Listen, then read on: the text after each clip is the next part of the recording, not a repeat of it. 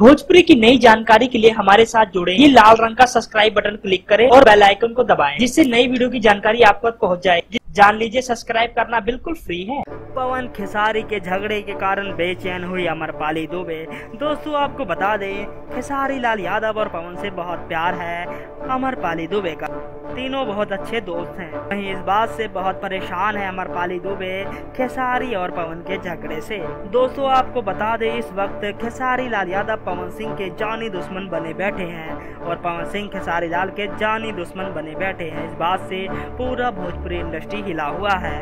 दोस्तों, आपको बता दें, इस बीच बहुत ही परेशान है सुपरस्टार खेसारी और पवन सिंह। लेकिन दोस्तों, आपको बता देना चाहते हैं, इस बात पे अमरपाली दुबे जी को बहुत गुस्सा आया। उन्होंने बताया, हमारी भोजपुरी में कुछ लोगों के कारण पवन सिंह खेसारी लाल यादव लड़ रहे हैं। इस बात से गुस्सा जताया पवन ने, खेसारी दोनों ने।